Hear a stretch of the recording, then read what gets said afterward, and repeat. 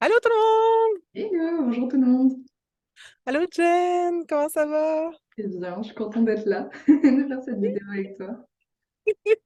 Donc, salut tout le monde. Écoutez, on avait envie de faire une vidéo et on a demandé à des gens qu'on connaissait des sujets. Donc, le sujet qui a été choisi aujourd'hui, c'est la solitude. Donc, c'est un sujet qui semblait préoccuper plusieurs personnes, peu importe l'âge, peu importe où les gens étaient rendus dans leur vie. Donc, puis c'est un sujet aussi que Jen, tu as plusieurs clientes, il y a des thèmes qui revenaient, hein, tu me Ouais. parlais même cette semaine. Ouais, la solitude, mais on en parlera, mais qui prend plusieurs formes. Solitude physique, mais solitude dans l'incompréhension. Enfin, voilà, oui, ça revient assez souvent. Ouais. Mm. Super. Fait que, avant de commencer, dans le fond, on voulait parler de, bon, comment ça s'exprime. Je trouve ça intéressant. Dans le fond, ce que tu dis, c'est comment s'exprime la solitude et qu'est-ce qu'on peut faire avec la solitude. Veux-tu nous parler un peu, toi, de comment tu le perçois, quels sont les échos que ça fait pour Mhm. tes clients, pour toi-même aussi? Mm. Oui. En fait, là, on va évidemment donner des pistes aux personnes qui se sentent seules et qui subissent cette solitude-là. Parce que justement, l'idée, c'est de la rendre belle et d'en faire un atout. Parce que c'est dans cette solitude qu'on peut se rencontrer. C'est dans cette solitude qu'on a accès à qui l'on est, à notre magie personnelle, à notre sagesse, où on peut apprendre tellement de choses. Mais elle est subie par beaucoup de personnes euh, parce que c'est surtout pas tant le fait d'être seul, mais c'est plus le fait de se sentir seul. Et même il y a des personnes, des fois, en fait, elles sont entourées de plein de gens et pourtant elles se sentent seules. Donc c'est pas cette notion-là de je ne suis pas entourée, mais c'est qui m'entoure. Est-ce que je me sens compris? Euh, donc c'est surtout ça. Et là me vient aussi la notion du couple. Quand on est en couple et donc on vit avec quelqu'un, il y a des personnes qui se sentent extrêmement seules parce qu'elles sont comme pas sur la même longueur d'onde. Ça peut marcher avec les amitiés aussi, avec l'entourage. Donc c'est comment transformer ça. Donc finalement, ça joue sur plusieurs niveaux. C'est aussi bien avec les gens qu'avec soi-même. Donc, je sais pas si toi ça te parle aussi comme ça, la solitude, comment elle peut être mal vécue. Oui, ben en fait, je te dirais que moi, ça a été plus jeune. J'ai trouvé ça, je me suis sentie très, très seule, très, très longtemps. J'ai trouvé ça épouvantable. Puis quand j'entendais les gens me reparler de solitude, je me disais, c'est intéressant, tu sais, j'essaie de me souvenir comment j'avais ressenti ça, comment j'avais dépassé ça, où j'en suis maintenant. Présentement, je suis en train de vivre un gros deuil. Et j'ai perdu beaucoup de repères. J'ai tout vendu à l'automne pour partir sur un rythme plus de voyage. Vraiment, j'ai mis l'âge dans toutes les attaches matérielles que j'avais. Et je suis partie en Europe, je suis revenue au Québec pour l'été, puis je suis revenue dans un pays où j'avais plus rien. Mhm. Euh, et vivant. Fait que selon aussi les gens autour de moi qui soient dans des couples qui fonctionnent moins bien, dans des relations, euh, il- on va la solitude, je pense qu'on peut la vivre à différentes périodes dans notre vie, qu'on peut la vivre de différentes façons aussi. C'est ça qu'on va aborder dans le fond. Puis tu sais, je vais parler de moi, pas tant pour parler de moi, mais plus pour donner des exemples concrets puis véritables Mhm. de je suis là-dedans. OK? Je suis fucking là-dedans présentement. Puis j'ai envie, j'ai choisi d'être là-dedans parce que j'aurais pu fuir de bien des façons. Puis là, j'ai décidé que j'allais le vivre, puis que j'allais bien le vivre, puis que j'allais aller au bout parce que je suis curieuse de ce qu'il y a au bout. Parce que également, je le fais avec beaucoup plus d'outils que quand j'avais 18-20 ans, quand j'ai commencé une thérapie en psychologie classique. Donc, je suis vraiment pas la même fille. J'ai plein d'outils. Puis, je trouve ça le fun. Je trouve que c'est un super laboratoire pour les gens qui vivent ça aussi live dans leur vie. Tu sais, qu'est-ce qu'on fait avec ça? Puis, tu sais, comment moi je le gère? Puis, si ça peut être des pistes pour vous, ben c'est extraordinaire. S'il y a des gens qui ont des idées aussi dans les commentaires, vous mettez vos pistes à vous, vos outils. En posant la question aux gens qui nous entouraient, aux filles qu'on a comme clientes, comme amies, qui vivent ces choses-là. Il y a une des filles, Audrey, merci Audrey, on va vous fournir une trousse de secours, en fait. Dans cette trousse de secours-là, on va vous proposer des réflexions à avoir. Donc, quand ça arrive, euh, quand il y a soit un sentiment doux et long qui monte ou des pics de solitude, puis je vais appeler ça une crise de solitude, Mhm. qu'est-ce qu'on fait? Vous prenez, vous prenez la trousse de secours qu'on va vous proposer. Vous allez vous poser des questions, puis vous allez voir, ça va vraiment vous ramener à vous-même, puis un peu plus, on va en parler en détail. Qu'est-ce qu'on fait avec tout ça? Donc, peut-être juste parler un peu, je vais te laisser la parole après, mais comme on s'est parlé, Jen et moi, et quelques instants avant de partir la vidéo. Et je veux juste introduire au niveau du sentiment de solitude, une image que j'aime beaucoup au niveau des sentiments, des émotions, c'est des lumières dans le tableau de bord. J'avais une psychologue qui disait, ben, les émotions, les sentiments, c'est un copilote. À un moment donné, j'ai eu un conjoint, un chum, et je me suis rendu compte que ses émotions, ses sentiments, lui-même disait, je mets ça dans une poche, je ferme la poche, tu sais. J'avais mentionné ça à ma psy, puis elle disait, bon, ben, tu sais, lui, dans le fond, il a choisi de mettre ses émotions dans une poche, puis de mettre ça en arrière, tu sais, mais tes émotions, tes sentiments, c'est un copilote, en fait. Fait on peut faire ce qu'on veut avec. Jen, tu vas être d'accord pour que je dise, on a choisi, nous, d'ouvrir la poche, de plonger dedans, puis d'installer tout ça sur un bel étage, puis d'avancer guidé par ça. Euh, il y a des choses que tu veux nous dire par rapport à ça? Parce que toi, tu es une fille, puis tu utilises les émotions, les sentiments, tu fais de la magie avec ça, toi aussi. Par rapport, tu veux dire, au sentiment que la solitude qui serait un message, tu veux dire? Ben oui, dans le fond, parce que souvent, tu sais, quand on commence à avoir de la solitude, ben c'est souvent associé à du négatif. Ouais, ouais. Alors, tu sais, le premier truc là, qui me pop à l'esprit, c'est est-ce qu'on est bien avec soi-même? Parce qu'en fait, on peut jamais être vraiment seul quand on est avec soi-même. Et là, c'est le premier truc, c'est venu comme un flash, une évidence de, ben, est-ce que tu es bien avec toi-même?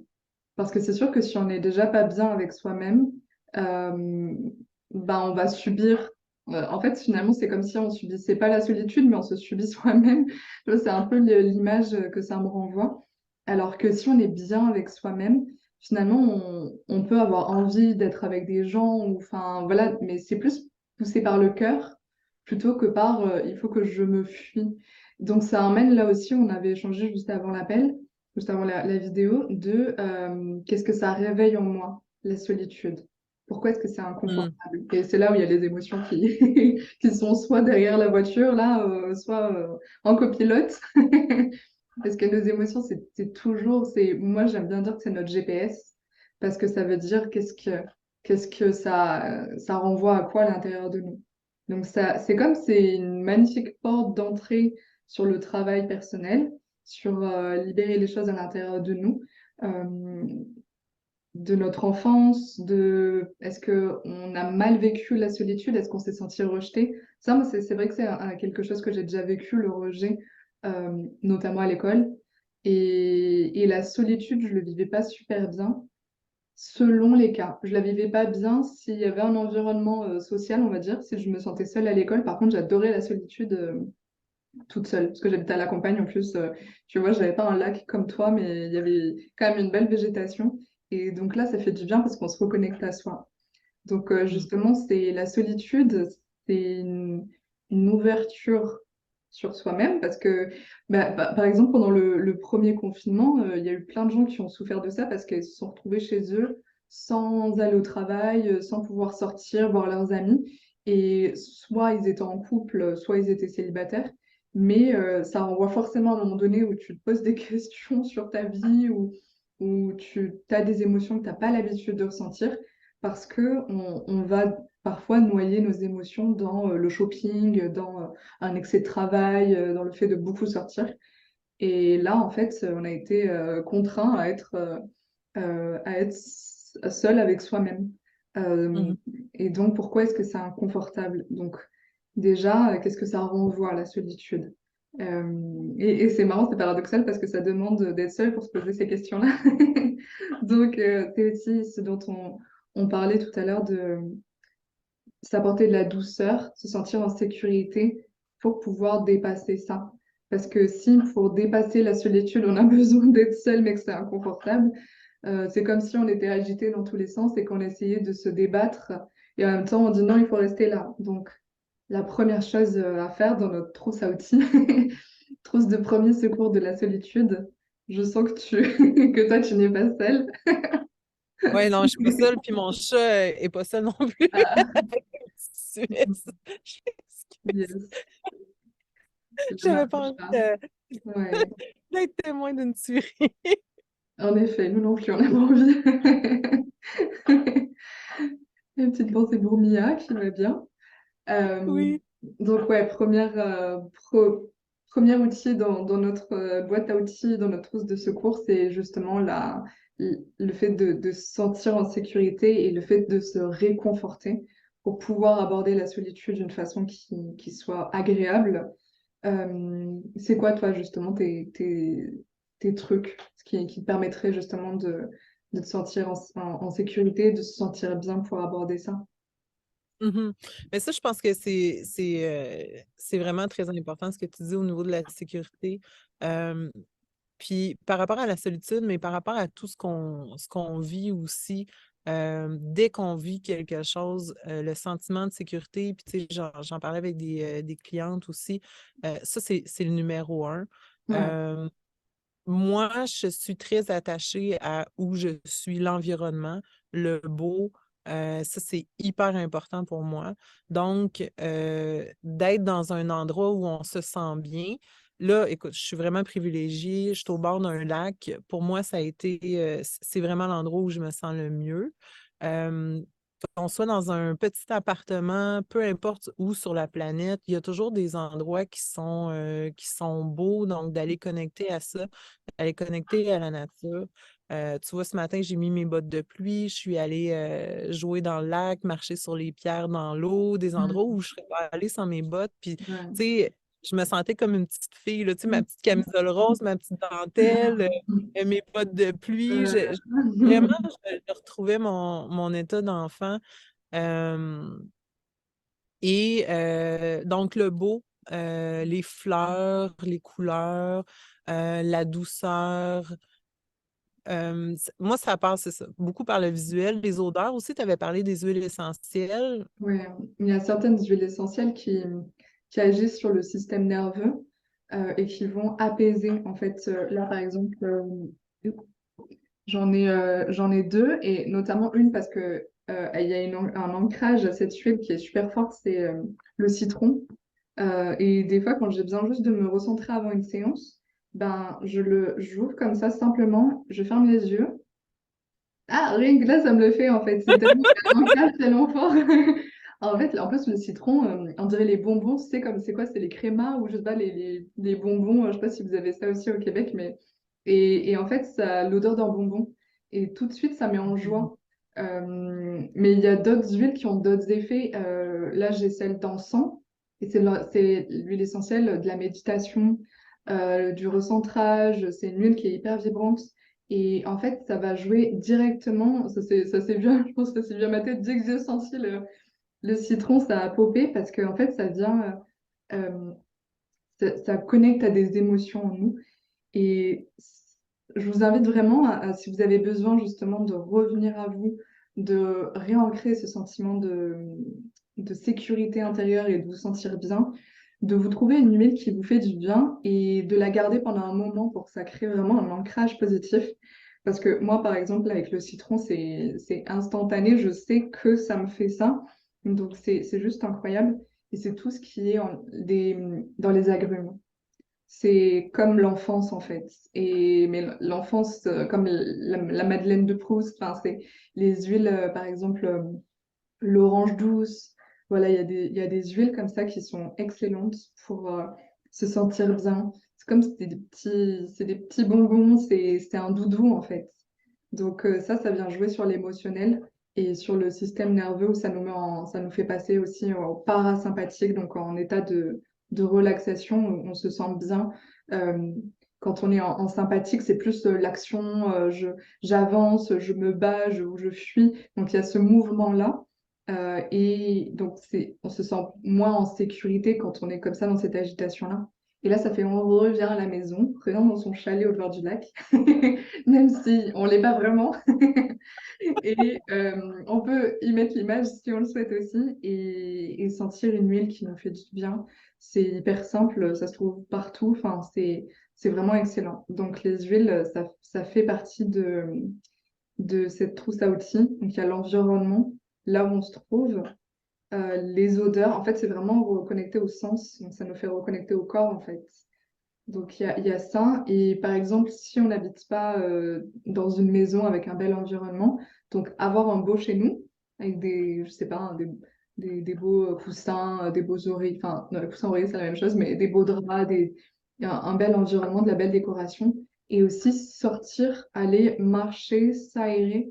euh, et s'il y a un parc, aller dans le parc. Ça, c'est quelque chose qui fait aussi beaucoup de bien. Ça peut paraître un peu simple comme conseil, mais en vrai, ça m'est déjà arrivé de le dire à des filles que j'avais en accompagnement.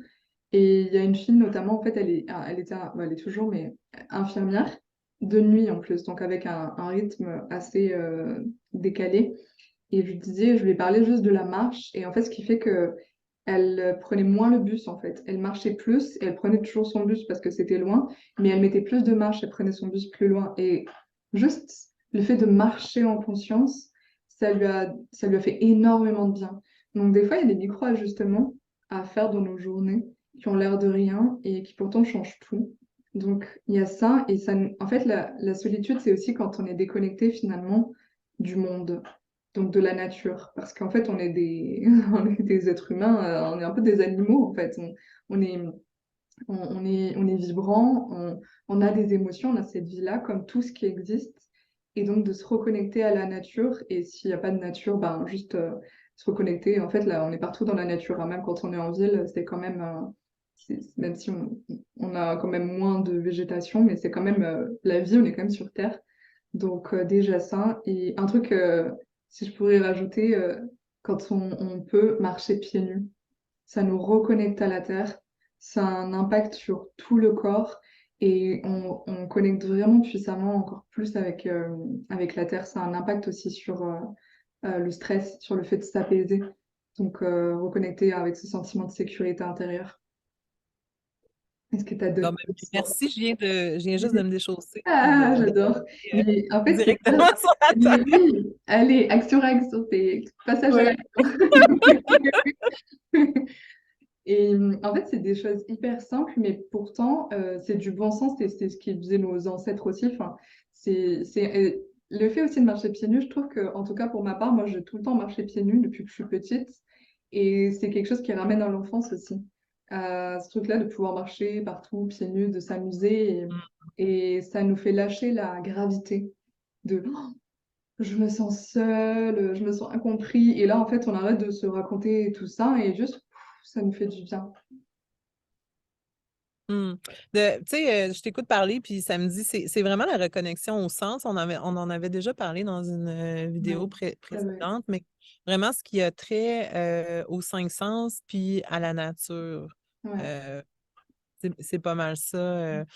Puis la sécurité aussi, je pense que c'est de quand on ne se sent pas en sécurité, c'est de venir connecter à ça, tu sais, puis de même le nommer. Je me sens pas en sécurité, Mmh. je suis pas en sécurité. Tu sais, moi, je me suis rendu compte que dans mon corps, il y a par moment, je me sens même pas en sécurité. J'écoutais une de mes coachs aux États-Unis et elle parlait de la sécurité dans son propre corps. Mmh. Euh, Moi, j'étais en recherche par rapport au poids, tu sais, qu'est-ce que j'ai à libérer, qu'est-ce que j'ai à régler par rapport à ça, à transcender. Puis quand j'ai entendu ça, la sécurité dans le corps, pour moi, ça a été un déclencheur. Pourtant, Ouais. j'en ai fait du chemin, j'en ai fait des thérapies, genre, je suis une athlète olympique de la thérapie. Puis encore, ça a résonné, tu sais, je me suis dit, ah, ben, il y a encore quelque chose, tu sais, ça veut pas dire que j'ai rien fait comme travail, ça veut dire que, ben, plus on creuse, plus il y a des choses qui peuvent remonter, puis des adresser, des accueillir, puis de dire, OK, mon Dieu, il y a une partie qui se sent pas en sécurité dans mon corps. Fait que Mmh. c'est de venir simplement connecter avec ça, puis de laisser l'espace. Ça, c'est vraiment une expression que j'utilise beaucoup ces temps-ci, autant avec mes clientes, avec moi-même, dans mes discussions. C'est de vraiment de créer un espace pour ça. Puis souvent, tu sais, autant la solitude que d'autres émotions négatives, je trouve qu'il y a beaucoup un manque d'espace. Tu sais, c'est comme, OK, faisons de la place, là, puis comme, ajoutons une chaise à table, puis invitons cette Mmh. chose-là, puis laissons-la exister. Avec ce qu'on disait aussi, les copilotes, les lumières dans le tableau de bord, c'est pas là pour rien. Mmh. On ne sait peut-être pas pour le moment qu'est-ce qu'il y a là, mais il y a quelque chose. Ça, c'est Mmh. chose certaine, il y a quelque chose. Mmh. Et qu'est-ce qu'il y a, tu sais? Donc là, qu'est-ce que je fais? Ben, je connecte avec ça. Par moment, tu sais, des fois, je suis en train de préparer, je fais à manger, je fais un ménage, tu sais, je fais mes petites choses au quotidien, mais par moment, je me rebranche à ça. Et je ne sais pas ce qu'il y a. Je ne sais vraiment pas qu'est-ce qu'il y a là, mais j'explore, tu sais, je suis en train de dater mon insécurité.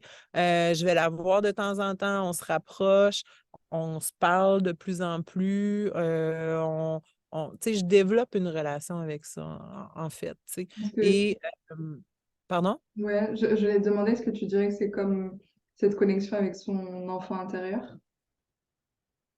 Ou Euh, je le sais même pas.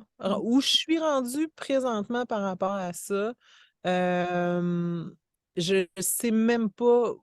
où ça en est. Sûrement, là, évidemment, tu sais, si on se fie sur la psychologie, tout part de là. Il y a des choses qui peuvent se rajouter au fil du temps, mais ça partirait de là. Mais présentement, je suis même pas rendue là. C'est comme si, genre, c'est super correct, puis probablement que ça va finir là. Mmh. Mais pour le moment, ce qui monte, je suis juste observatrice dans le fond. Tu sais, je suis pas en train de vite, vite, faut que je creuse, faut que je trouve. Tu Ouais, sais, ce qui tu laisses aurait la été vie, oui, puis mmh. tu vois, avant, j'aurais eu une urgence de creuser, de me faire Ouais. 150 thérapies par rapport à ce sujet-là avec des thérapeutes de toutes sortes, du psychologique en énergétique à toutes les sauces. Puis là, j'ai plus envie de ça. Mmh. Je suis vraiment là, dans un switch complet, 180 de ma vie. Mmh. Euh, j'ai envie de me laisser être. Puis j'ai envie d'accueillir puis de laisser être ce qui est là. Puis ce qui montre, il y a beaucoup d'amour aussi pour moi dans ce processus-là, Mmh. de juste relaxer puis de dire, bon, ben, wow, les moteurs, là, il n'y a pas de panique, OK? Il y a des trucs qui sont là, il y a des trucs qui montent, ben, c'est OK. Tu sais. C'est comme Ouais. la première phrase que je conseillerais aux gens de se dire, là, c'est OK. Mmh. Tu sais, personne ne va mourir, là. Même si on est dans des phases de crise d'angoisse épouvantables, Mmh. je suis passée par là, je sais qu'est-ce que c'est. À tous les jours, penser qu'on va mourir. Been there, done that. Donc, on va pas mourir. OK? Personne va mourir. Là, j'ai envie de me foutre la paix. C'est beaucoup ça que je vends aussi ces temps-ci, dans certaines approches que j'ai, de vraiment réapprendre à se foutre la paix. Puis, ben, pour moi, c'est ça. C'est qu'est-ce que je fais? Qu'est-ce que je fais? Qu'est-ce que je fais là? J'ai ça. Ben, tu fais rien, ma grande. Rien. Quoi? Non, rien. On fait rien. On se fout la paix une bonne fois pour toutes. Puis, dans la douceur, là, tu sais, comme à la vitesse que l'herbe pousse, euh, on laisse les choses aller puis être. Puis, il y a vraiment beaucoup de paix qui arrive avec ça, cette façon de voir là, que ce soit le fun ou pas le fun. C'est vraiment, je trouve que c'est plein de douceur, tu sais, plein de douceur pour soi. Comme on élèverait un enfant en lui laissant l'espace de faire son propre processus à son propre rythme. Donc là, si on fait un lien avec l'enfant intérieur, je pense que c'est là. Tu sais, la relation maintenant que je développe avec moi dans le foutage de paix officiel et monumental, c'est vraiment, je pense, ça, tu sais, de se laisser être, puis de puiser la paix et l'amour là-dedans. Ça nourrit la paix et l'amour aussi quand on n'est pas dans l'urgence de changer quelque chose, comme si ce qui était là n'était pas bon, pas souhaitable, pas correct, pas de la bonne façon, pas à la bonne vitesse. Tu sais, comme tous ceux à qui ça parle, là, le control freak, chronique ou pas. Donc, de faire cet espace-là. Puis ça, tu sais, autant on parlait de quoi faire pour se sentir plus en sécurité, ben ça, c'est un bon pas aussi. Juste d'en parler, de dire, OK, tu sais, je vis ça, puis là, j'ai exactement ce qu'on fait, puis tu sais ce que je suis en train de dire. Juste le dire, là, ça m'apaise encore plus. Pourtant, j'étais super bien, là, c'est un moment extraordinaire avec toi. Puis juste dire ça, là, il y a Ouais, tu le vraiment ressens. quelque chose qui retombe là. OK, c'est OK. Ben oui, c'est OK. Même si tu bad trip, c'est OK de bad tripper. C'est OK d'être inconfortable. Mm. Mm. Mm. Merci pour ta vulnérabilité, pour tout cet amour. Mm. Ok, par rapport à ce premier outil. Euh, Ouais. Deuxième, est-ce que tu veux qu'on parte sur les questions dont on avait parlé? Une question à se poser? Oui, ben, j'aurais peut-être juste résumé, là, on a dit beaucoup de choses. Mm. Euh, donc, juste pour faire une espèce d'entonnoir avant d'aller aux questions de Oui. la trousse de secours. Dans le fond, euh, on a parlé du sentiment de solitude comme un copilote au niveau des émotions, il y a quelque chose. On a parlé de quoi faire justement pour s'apaiser, pour se sentir en sécurité. Donc, tout ce qui a attrait aux cinq sens, à la nature. On a parlé de se foutre la paix puis d'accepter ce qui est là, tu sais, d'accueillir en fait. Puis dans ce geste d'accueil-là, l'amour qui est là. Tu as parlé aussi de portes. Donc, ça, je veux juste revenir là-dessus, tu sais, parce que ça aide le mental aussi. Tu sais, on peut faire des choses dans le corps, mais des fois, le mental, donc, tous ceux qui ont besoin de un peu de mental, de voir ce qui se passe au niveau du sentiment de solitude comme un portail, en fait. Un portail à traverser, une porte, comme tu disais. Et si la vie s'orchestrait pas contre nous, pas contre vous, mais pour vous. Mm. Donc, tu sais, de voir ça au lieu de voir quelque chose qu'on aurait le réflexe d'éviter ou quelque chose de négatif, ben là, de le prendre puis dire, OK, c'est un portail, là, tu sais, c'est un miroir, une porte. Donc, on passe à travers ça parce que il y a des choses à aller chercher là. Mm. Euh, Tu avais parlé aussi là, de la notion que la vie est bonne pour nous. Tu sais, tu mentionnais là, des fois, ce que tu entends, c'est qu'il y a, il y a comme une croyance en arrière de ça. Mm. Ben, en fait, c'est que la vie, elle est toujours avec nous. Et des fois, en fait, les croyances, ça naît soit quand ça pourrait être un bon sujet de vidéo qu'on pourrait faire ensemble, les croyances. Mais ça naît soit de ce qu'on a appris, vu, entendu, et que du coup, maintenant, on pense que c'est vrai, mais aussi de enfin, des expériences qu'on a vécues.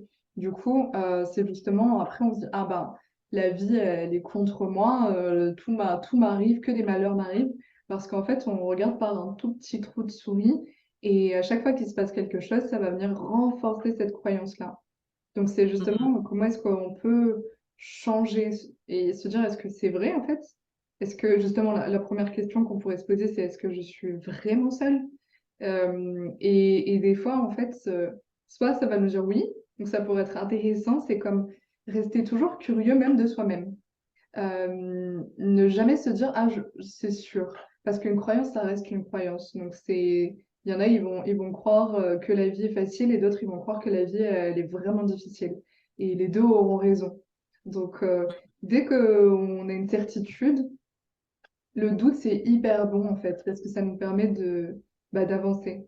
Euh, donc, dès qu'on a une certitude et dès qu'on croit quelque chose, ça peut être sympa de dire, OK, je sais pas comment je pourrais changer ça, mais ça peut se changer. Et il y a aussi, je voulais, tu m'as fait vraiment penser à quelque chose d'intéressant sur les épreuves, en fait. Finalement, la solitude, c'est une épreuve quand on la vit pas facilement, quoi, quand on la subit. Et en fait, c'est vraiment important de se rappeler que l'épreuve, c'est le chemin, en fait. Que l'épreuve, c'est la vie. Et il y a un peu cette image-là de ah, mais ma vie, elle devrait être tout le temps parfait, ça devrait tout le temps aller bien, fameuse control freak, comme tu disais. Et mais pour À se toutes sentir les bien. control freaks de ce monde! I drink to that! Et en fait, si on se foutait vraiment la paix, dans le sens où, en effet, le challenge, c'est le chemin, en fait. L'obstacle, c'est le chemin. Et se rendre compte à quel point on est résilient et à quel point on est fort, à quel point, même quand... moi, ça me fait penser à une séance que j'ai eue la semaine dernière avec une dame qui avait 68 ans.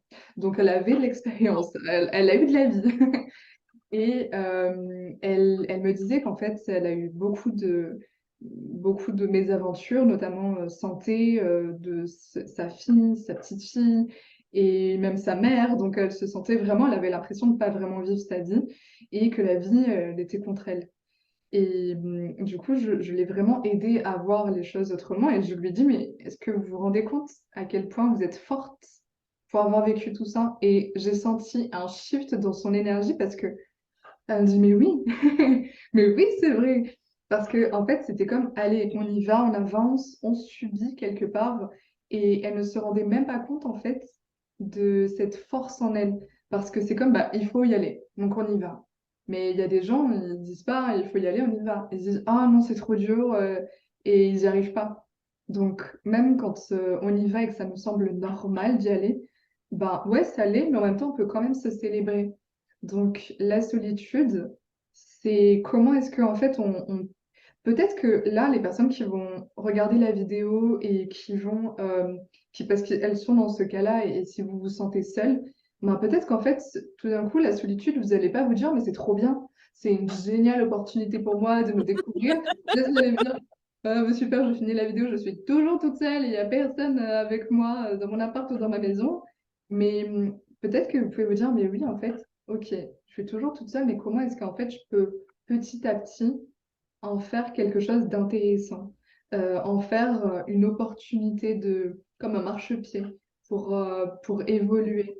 Comment je peux juste embrasser cet inconfort? Ça peut être juste, si vous devez juste, bah, c'est ce que tu disais aussi sur se foutre la paix et laisser les choses être. Comment est-ce que je peux juste me sentir hyper inconfortable dans cette solitude? Parce que la souffrance, ça naît du fait qu'on se sent inconfortable et qu'on veut plus se sentir inconfortable. Donc, on va faire plein de trucs, on va essayer de fuir ça, sauf que ça fait que renforcer. On dit, mais malgré tous mes efforts, ça marche pas. Ben justement, c'est comment on peut être embrasser cette solitude-là, embrasser cet inconfort, et les choses elles vont se faire petit à petit. Faire confiance que la vie, quand on est ouvert à ça, ben, la vie, elle met aussi sur notre chemin les choses qui nous font évoluer. On n'a pas toujours besoin de faire 150 000 thérapies pour évoluer, parce que la vie, elle est en soi une thérapie, et on est aussi notre propre guérisseur, guérisseuse. Donc, c'est aussi laisser faire les choses. Ça, Voilà, je vais j'adore quand raconter un truc. Eh oui, puis tu m'avais dit ça aussi à un moment Il y donné. a longtemps, oui. C'est pour ça que je suis trop fière de toi. Mm. C'est quand on s'est rencontrés, dans le fond, Jennifer a été ma thérapeute pour aller toujours plus loin dans mon cheminement. Mm. À un moment donné, ça avait été carrément, ça avait fait partie du sujet d'une des thérapies. Elle Puis m'a c'était, harcelée. Je rigole. hein? Je disais que tu me harcelais, mais c'est pas vrai. J'exagère, ça fait toujours Je me harcelais moi-même pour guérir. harceler. Puis tu m'avais dit, mais Karine, il n'y a rien de brisé, là. Mm, Il mm, n'y a rien de brisé en toi. Puis c'est vrai. Puis c'est vrai que moi, dès qu'il y avait quelque chose qui. Tu sais, c'est comme mm, si j'avais eu l'envers de la médaille. Tu sais, au début, là, on commence à se faire aller chercher de l'aide, puis tu sais, d'explorer, d'expérimenter des choses, de vouloir dépasser ça. Tu vois, j'avais une psy qui avait dit on dépasse pas, on passe à travers. Tu sais, je voulais passer à travers. Puis là, à un moment donné, c'était comme hey, OK, on passe à travers, puis ouais, puis là, là, je t'ai rendu dans l'action, puis dans le faire, puis, tu sais, OK, hey, amenez-en des problèmes, on va passer à travers, puis là, tu m'avais dit, mais non, Karine, tu sais, t'as rien de brisé, puis où t'es présentement, t'es parfaite comme ça, là, peu importe où t'es, puis ça, là, tu sais, je le dis aux gens qui nous écoutent, là, mm, peu importe où vous êtes, peu importe si vous êtes abîmé, peu importe l'état dans lequel vous êtes, que vous soyez très abîmé ou moyennement, ou peu importe, vous n'avez rien de brisé. mm, Puis moi, ce que j'avais utilisé pour détourner mon mental, c'était est-ce que vous êtes humain? Êtes-vous humain? Tu sais, oui. oui. Donc, ce que vous vivez est humain. Mm, Tu sais, point final. Ça va pas plus loin que ça. mm. C'est humain. Euh, mais tu vois, je m'en souviens, j'ai C'était- été une bonne élève. Je te remercie, Jen. Mon Dieu, tu m'as tellement aidé. Oui. C'est fou, hein? Fait que, tu sais, Jennifer a fait elle est absolument phénoménale dans son intuition. Ça fait longtemps qu'elle fait ça. Et tu es naturopathe aussi. Tu nous as parlé des huiles essentielles. Tu peux aider aussi à plein d'autres niveaux, en support aussi, au niveau Mm, physique par rapport à tout ce que tu fais, puis tout ce que tu apportes aux gens, puis comment tu nous aides. Puis tu nous aides dans une façon aussi où tu nous reconnectes à nous. mm, Pas dans une façon ah ben je possède quelque chose que tu ne possèdes pas et je vais t'aider avec ça. mm, Non, c'est vraiment un retour à soi, tu sais, que j'aime beaucoup, qui est très ça rend autonome, ça apaise, ça nous ramène à nous. Donc, c'est. En fait, je vois vraiment les gens dans leur pouvoir. Et c'est ça aussi que ça va parfaitement avec ce thème de la solitude, parce que ben, quand on se rend compte en fait qu'on est souverain, qu'on a du pouvoir, dans le sens où on est capable de changer les choses si on n'aime pas certaines choses, c'est aussi ça, des fois, ok, la solitude. Est-ce que je suis vraiment seule ou pas? Ok, oui, je suis vraiment seule. Pourquoi? Par exemple, on en parlait avant, les personnes qui évoluent dans leur cheminement personnel et qui, tout d'un coup, en fait, leurs amis, ils parlent de sujets qui, en fait, eux, les intéressent plus du tout. Ils sentent qu'il n'y a plus de match, ils perdent des amitiés. Ça arrive bah, très souvent, même bah, quand je me suis formée en naturopathie, je crois que c'était nos profs, ils nous disaient qu'il y avait toujours au moins un divorce, une séparation de couple pendant les formations. Ouais, Ça peut arriver au niveau du couple, au niveau des amis. Et on peut vraiment, du coup, être seul, en fait, perdre des amitiés. On peut se sentir aussi distant par rapport à sa famille et se dire, OK, bon, je suis seule.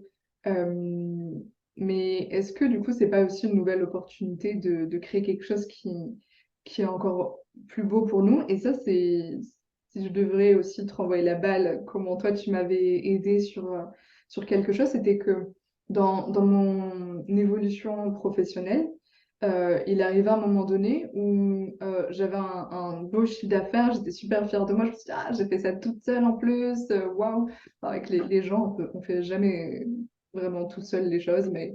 Et en fait, j'en parlais à une amie parce que j'étais super heureuse, en fait, et que j'étais dans cette joie-là.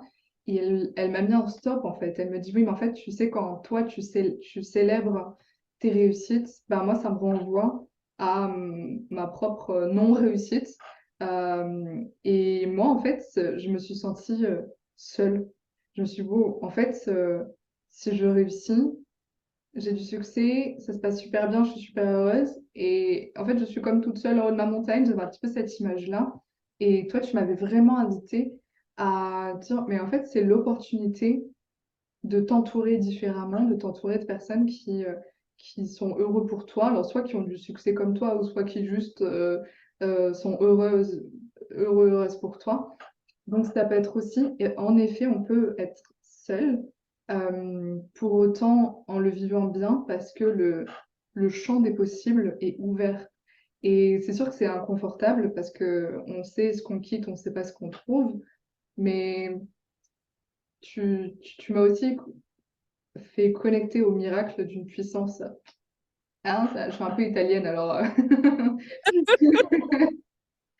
Et justement, c'est comment est-ce qu'on peut vivre les miracles? Comment la solitude qu'on peut subir et cet inconfort-là, ça crée aussi une ouverture émotionnelle. Comment est-ce qu'on peut magnifier ça? Comment on peut se servir de ça pour créer quelque chose de beau et se sentir appartenir au monde, créer des nouvelles relations, quelque chose qui nous propulse, parce que c'est vrai que, bah ça c'est une phrase qui est très bateau, mais qui est pourtant vraie, qu'on est la somme des 5 personnes qui nous entourent. Et bah, des fois, on a 5 personnes qui nous conviennent pas trop, des fois, on n'a pas 5 personnes, et des fois, finalement, on a 5 personnes qu'on adore. Et t'en fais partie, Karine, des 5 personnes que j'adore et qui m'aident à m'élever, à me sentir super bien et tout.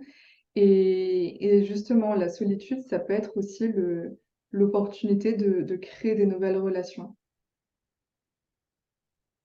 Oui, mais c'est vrai que quand on change, en tout cas, je ne sais pas pour vous, mais pour moi, les moments dans ma vie où j'ai beaucoup changé, puis en peu de temps, souvent il y a des gens autour de moi qui ont changé dans le fond. Il y a des gens qui vont, qui viennent, et puis c'est vrai, c'est vrai qu'on peut être seul, là, tu sais, Hum. est-ce que c'est vraiment vrai qu'on est seul puis qu'on est dans l'absolu, dans la solitude Avec le nombre d'habitants sur Terre, Puis, mais, puis, tu sais, il faut le voir aussi, hein, parce que c'est vrai ce que tu dis, tu sais, des fois, les gens peuvent. On a comme le réflexe de, ah, je suis seule. Puis là, il va arriver quelque chose, puis c'est comme une cassette là, dans notre tête.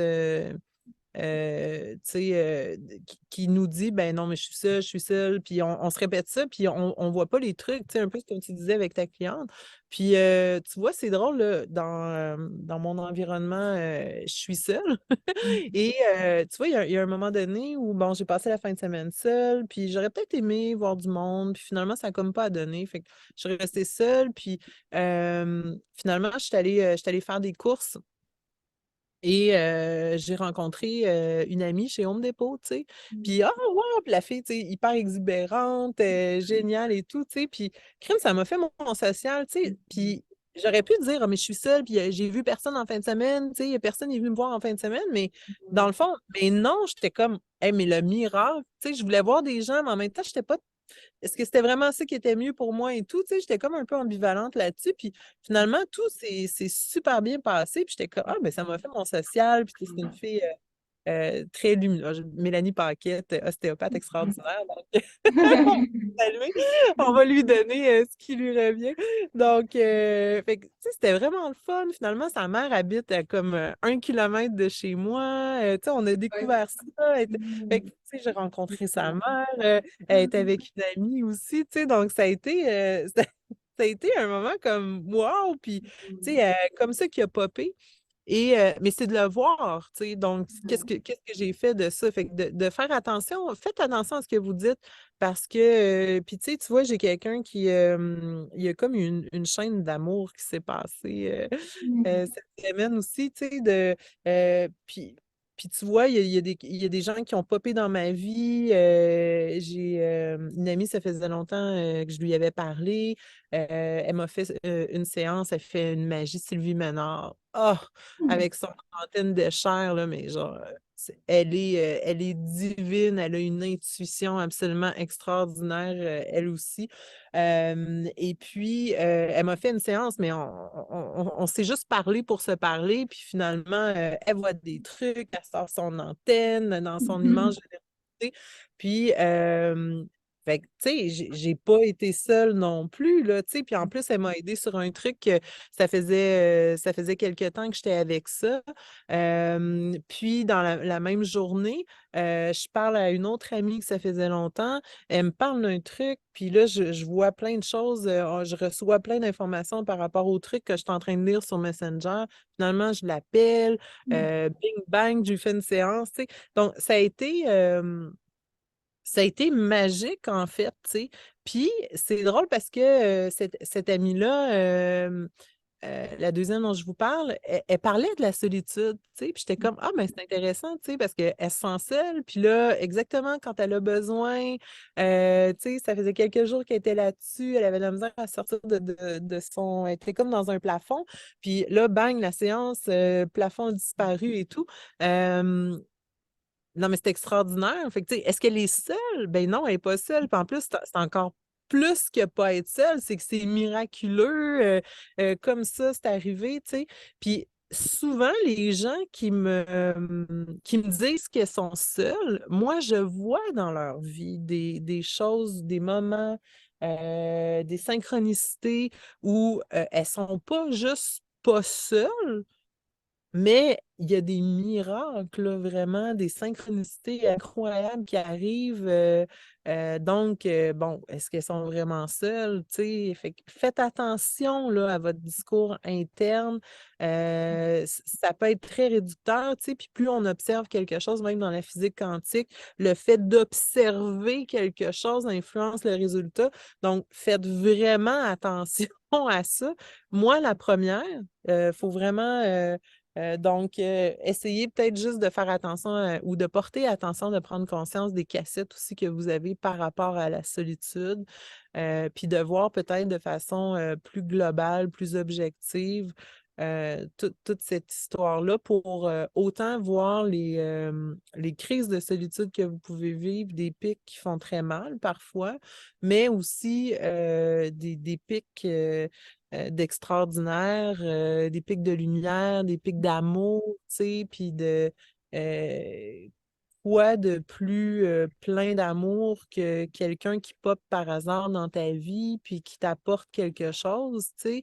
Euh, c'est plus que de la non-solitude, là, tu sais, c'est de l'amour, c'est, c'est juste wow, tu sais. Fait que de faire de la place à ça, de le voir, puis d'accorder de l'importance, parce que des fois, tu sais, tu peux avoir de la solitude, puis mettons un miracle, mais si tu focuses sur la solitude, fait que oui, tu le vois, le miracle, mais c'est quoi là, la dose, le pourcentage d'importance que tu y donnes, tu sais.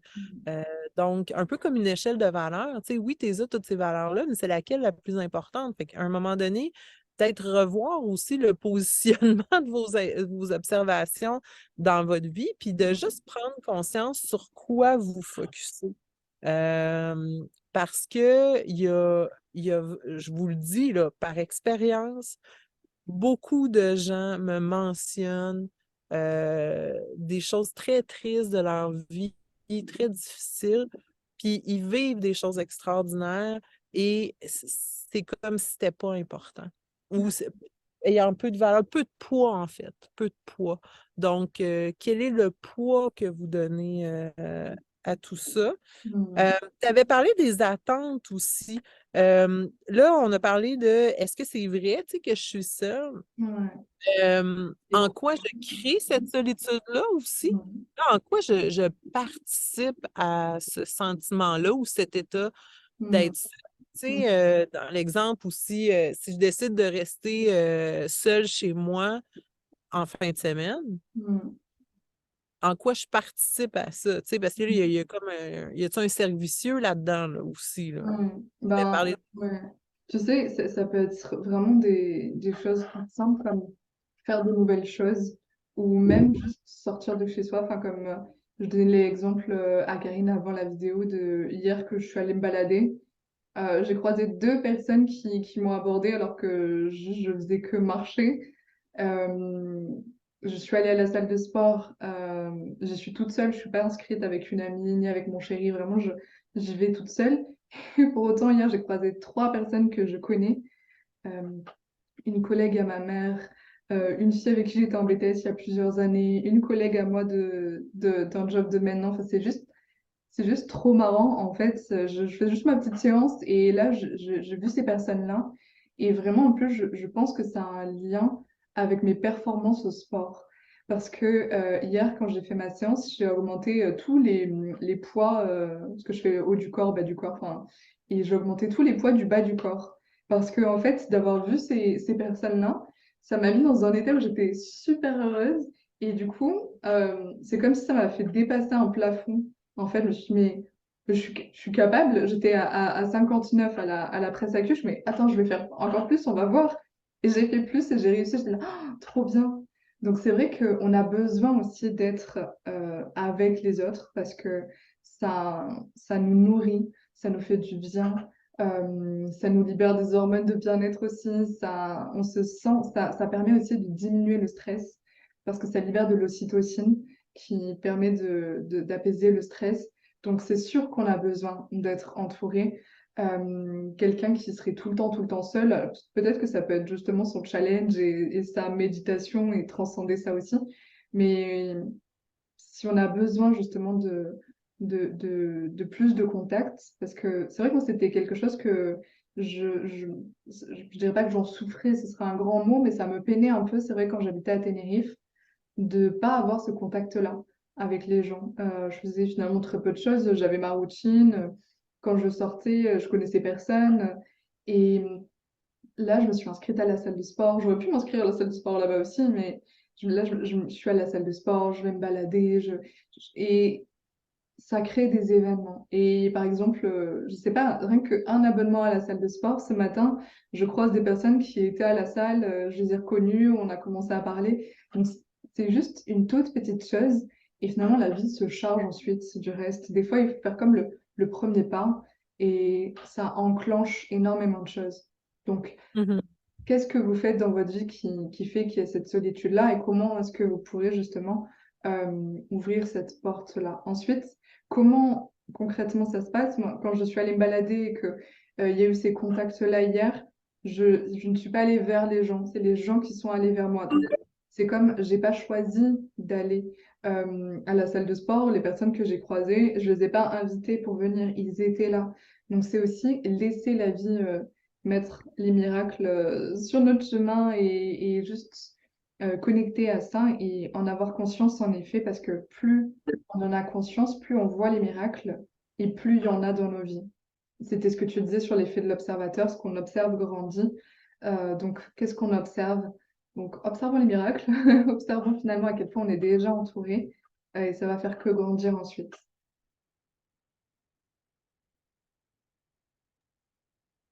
Aussi, je m'excuse pour les bips, là, j'ai pas encore compris comment avec mon génie de l'informatique. Donc, Ça va venir. euh, peut-être dans les commentaires si quelqu'un sait comment. Euh, on avait parlé des attentes aussi parce que on m'avait raconté ah ben je me sens seule parce que j'aurais aimé que mon chum ou que mes collègues au travail me renvoient certaines choses. Il y avait, on a parlé des attentes par rapport à ça, parce que c'est vrai, tu sais, puis quand mon ami m'a parlé de ça, j'ai dit, euh, j'ai dit, ouais, mais c'est comme si elle avait besoin d'une connexion à un autre niveau avec son chum. Puis là, j'ai dit, ouais, mais ton chum, là, est-ce que tu l'as choisi parce que il était vraiment au summum du sommet de son cheminement personnel, spirituel, psychologique? Puis tu sais que c'est vraiment, là, c'est un athlète, c'est number one dans son domaine à ce niveau-là. Est-ce que tu l'as choisi pour ça? Puis là, elle me répond, ben non. Tu sais, de cette façon-là, tu sais, c'était une évidence pour elle que c'était pas pour ça qu'elle l'avait choisi. Puis là, j'y avais dit, mais alors à ce moment-là, pourquoi as-tu cette attente-là? Et qu'est-ce qu'on fait? Parce que les attentes, ça, on pourra en parler, là, c'est tellement un bijou de sujet.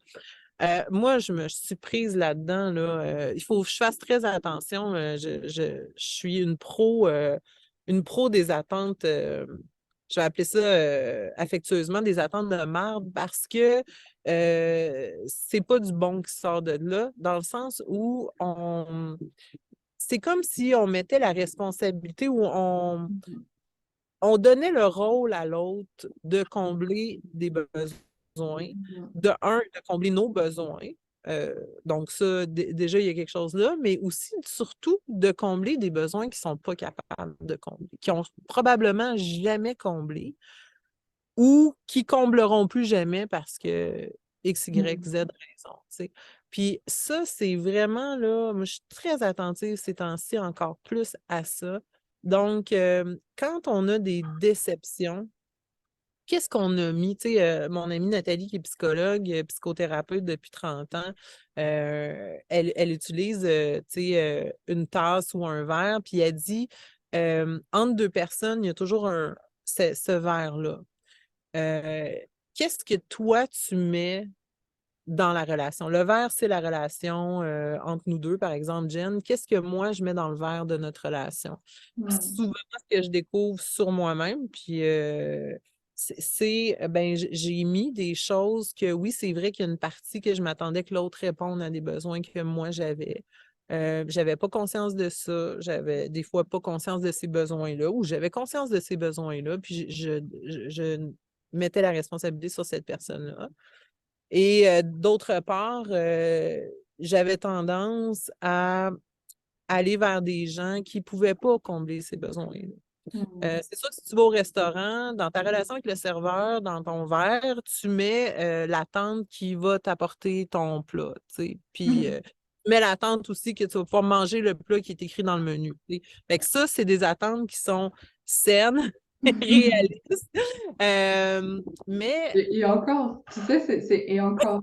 Si, et encore, si, admettons, je sais pas, le plat du jour, ben, on arrive un peu tard et il n'y en a plus, mais il y a quand même quelque chose qui peut nous cuisiner et nous apporte quelque chose. C'est aussi être ouverte à finalement se dire, ah bon, ok, bon ben ça va. Alors, à part si vraiment il nous a mis un truc qu'on n'aime pas du tout, on peut dire non, mais en fait, je préférerais autre chose.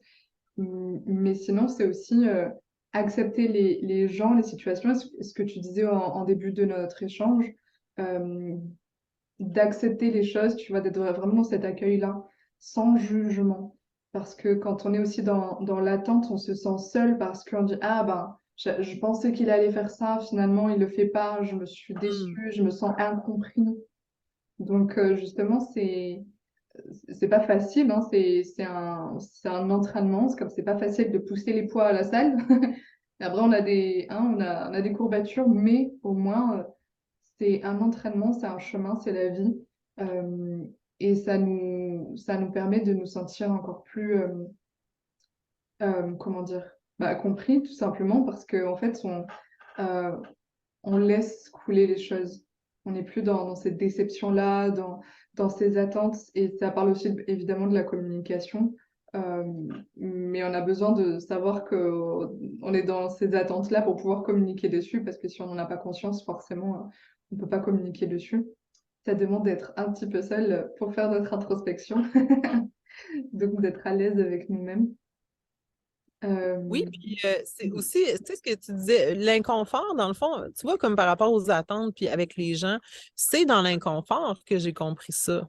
mm, Puis pas juste compris parce que je l'ai lu en quelque part, là, je l'ai vraiment ouais, intégré, ouais. fiscalisé dans tout mon Mm, être, c'est que j'ai connecté avec ça. Puis les relations amoureuses, là, c'est un bijou là, pour ça. Là. Parce que, tu sais, mon Dieu, que euh, quand on est célibataire, on s'imagine qu'avoir quelqu'un dans notre vie va combler plein de choses. Fait que même célibataire, qu'est-ce qu'on met dans le verre de ta relation entre toi et l'idée d'être en couple? Ça, les filles, là, les filles, les gars, tout le monde, soyez honnêtes, là. Tous les célibataires, tous les gens en couple. Qu'est-ce que vous mettez dans le verre entre vous et la relation avec quelqu'un? Que vous soyez en train de le vivre ou pas, tu sais. Puis ça, là, ce qu'il y a là-dedans, là, regardez-le attentivement. Puis à la blague, tu sais, des fois, j'aime caricaturer. Puis d'ailleurs, il y a quelqu'un qui m'avait mentionné, moi, je, on m'a surnommé, merci à Daniel Desjardins, on m'a surnommé le coach bulldog bienveillante. Tu sais. Puis quelqu'un m'a dit, ah, mais j'aimerais ça voir ton côté bulldog. Ben, un de mes côtés bulldog, là, c'est que quand je vois quelqu'un embarqué dans les attentes, surtout avec un partenaire, c'est de dire, mais tu sais, à un moment donné, là, tu n'as aucun respect pour ton chum. Là. Parce que tu as des attentes envers lui que tu sais qu'il va vraiment pas être capable de combler pour plein de raisons ou que c'est pas le bon moment pour lui ou le bon rythme aussi. Donc, tu sais, on met là, on veut qu'il comble. Tu sais, en passant, moi, j'ai un besoin, je te remets ce besoin-là. Fait que à partir de maintenant, ce n'est plus ma responsabilité. Maintenant, hey, mon grand, fais attention, dans le verre, là, tu as un besoin qui est le mien à t'occuper.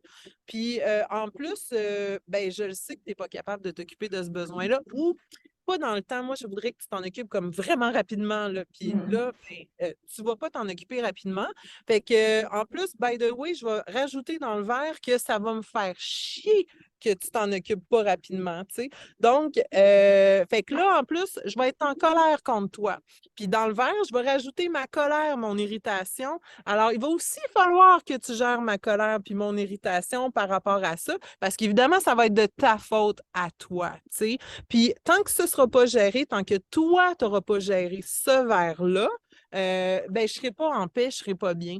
Puis en plus, je vais être rancunière parce que la prochaine fois, je vais me souvenir de cette fois-là, tu sais. Puis là, on pourrait continuer pendant 1 heure des histoires comme ça. Fait que mm.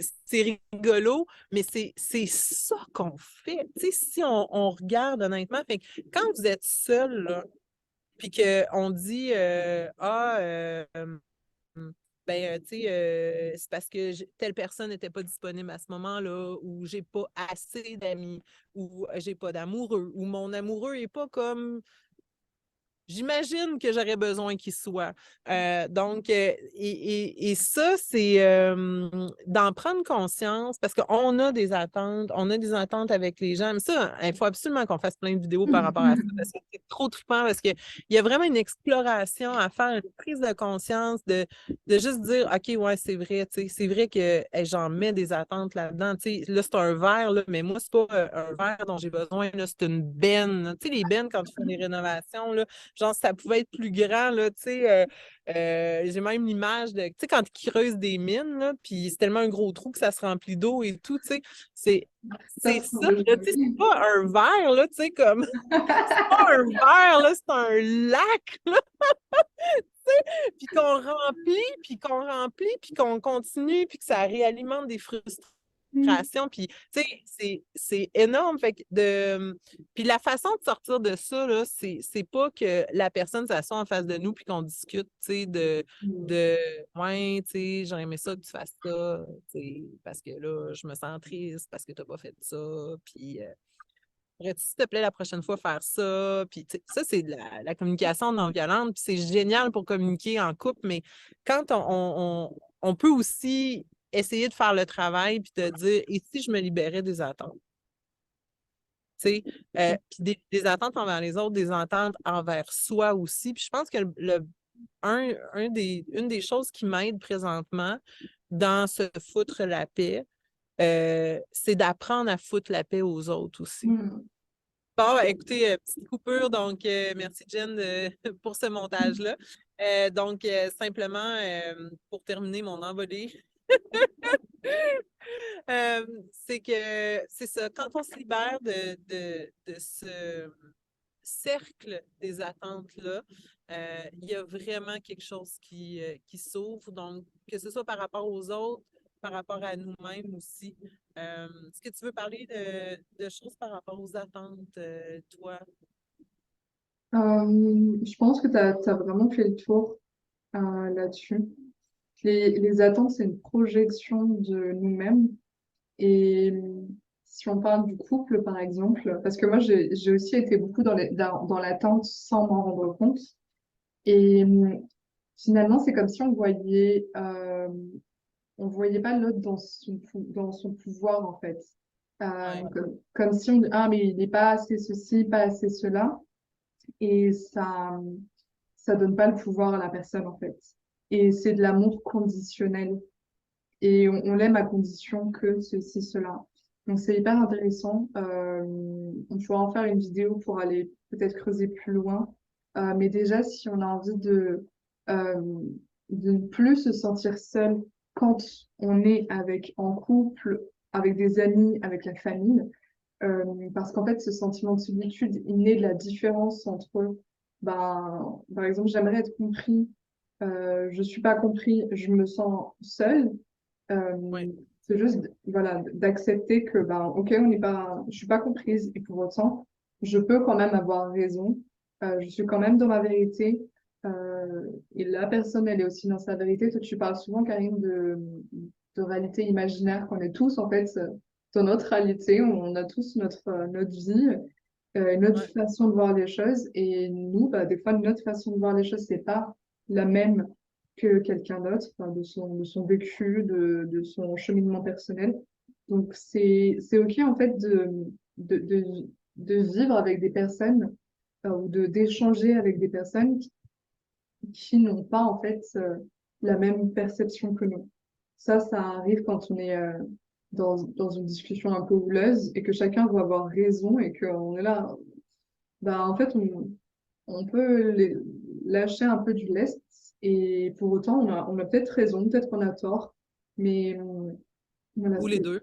on a raison et on a tort, les deux et aucun des deux en même temps, pourquoi pas. Mais donc voilà, c'est par rapport aux attentes, c'est ça et c'est savoir que Mm. ça n'est aucunement parce que quelqu'un rejette une de nos paroles ou nous dit non, non, t'as pas raison, que nous, on n'a pas de valeur, que nous, voilà, c'est par rapport à la vision de la personne. Donc, que tu disais, oui, que ça renvoie à que nous, on n'a pas de valeur.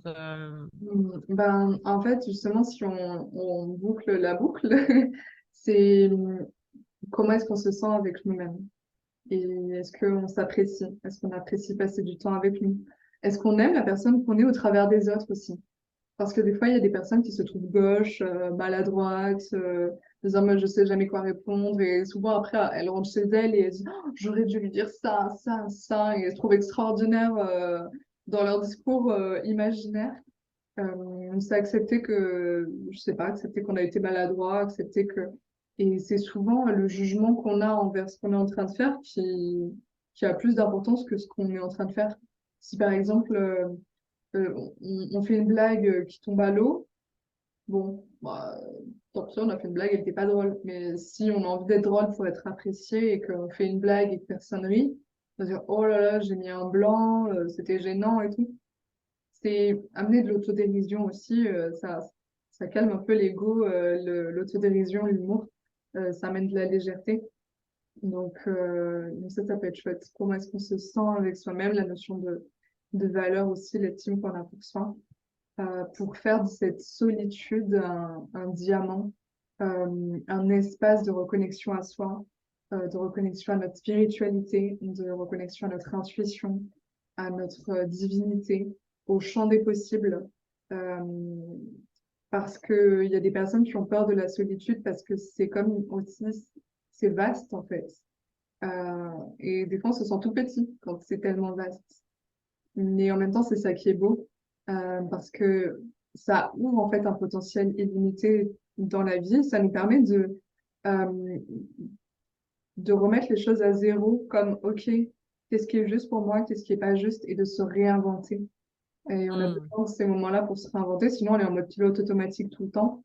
Donc les moments, ça peut être aussi intéressant pour les personnes qui nous écoutent de pratiquer la méditation, de la respiration, yoga, aller marcher, créer des moments de solitude choisis pour être aussi à l'aise finalement avec les moments de solitude. On l'a pas forcément choisi, mais au moins on est entraîné, donc on sait, ah ok, Mhm. ça va, je le vis bien, je l'ai pas choisi, mais peut-être qu'en fait c'est ça dont j'ai besoin, ou peut-être juste je me sens bien même dans ces moments-là. Parce que la solitude finalement, on en a tous tellement besoin parce qu'on est tous aussi tellement sollicités. Et des fois, c'est aussi ça qui fait qu'on est tellement sollicité qu'on sait plus être tout seul. Et quand on sait plus être tout seul et que tout d'un coup, ça a l'air amer, c'est comme quelqu'un, par exemple, qui va manger beaucoup de hamburgers, beaucoup de bonbons, beaucoup de choses très sucrées, très salées. Et tout d'un coup, on va lui dire, bah, en fait, voilà, tiens, tu viens manger une semaine chez moi à la maison et moi, je cuisine plein de légumes, et il va trouver ça hyper fade parce qu'il a été habitué aux exhausteurs de goût, il a été habitué à tout ça. Et donc là, le contraste, en fait, il est flagrant. Non, mais moi, je vais aller m'acheter un paquet de gâteaux, là, c'est pas possible. Et finalement, quand on se déshabitue à cette nourriture-là et qu'on remange de la bonne nourriture, que finalement, on remange des... Parce que les fruits, les légumes, s'ils sont bien mûrs et qu'ils sont bien cultivés, ils sont délicieux. Et ben là, on peut reconnaître à quel point c'est délicieux. Mais la période entre je mange plein de trucs avec des exhausteurs de goût, trop de sucre, trop de sel, et je mange quelque chose qui est sain pour moi, entre deux, ça, ce qui est sain, ça va être un peu, ça va faire un peu, c'est pas bon, c'est pas assez.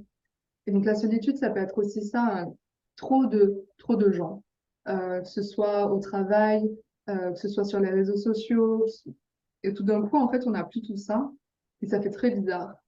Mais justement, c'est se rapproprier ça, accepter cette période un petit peu inconfortable où on aurait envie de, allez, faut que je vois du monde, il faut que j'aille faire mon petit shoot de dopamine, aller sur les réseaux sociaux.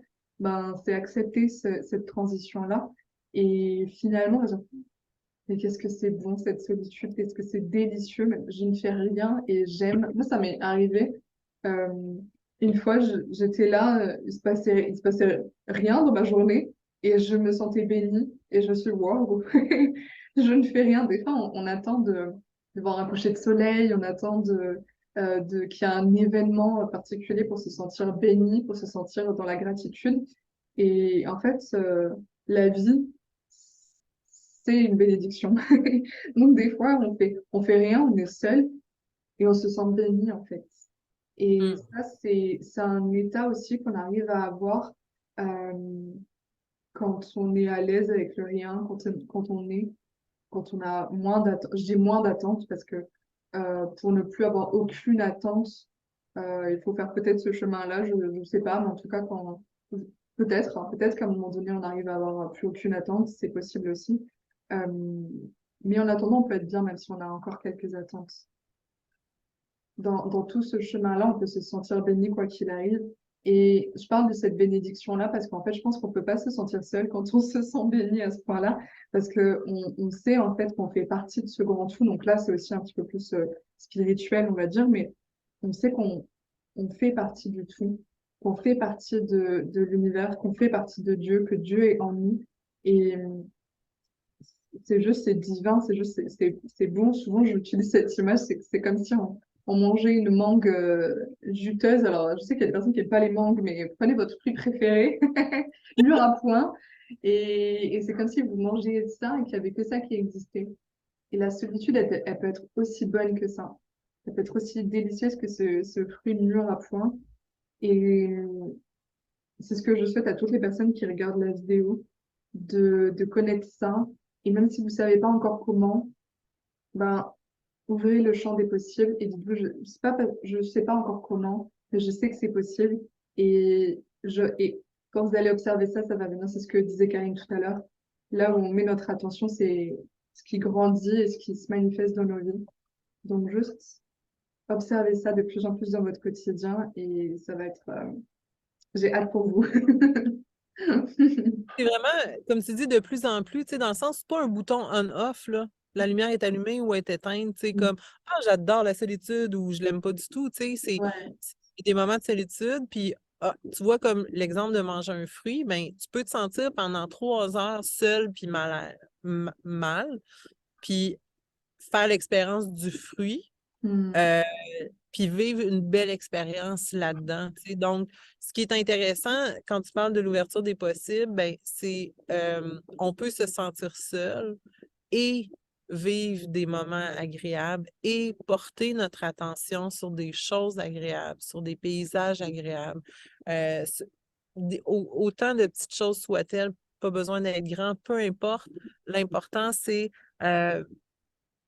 puis là, ce qui me vient, c'est que j'ai une de mes psychologues qui m'avait dit quel est le plus petit pas que tu peux faire? J'avais un objectif, puis j'y allais pas.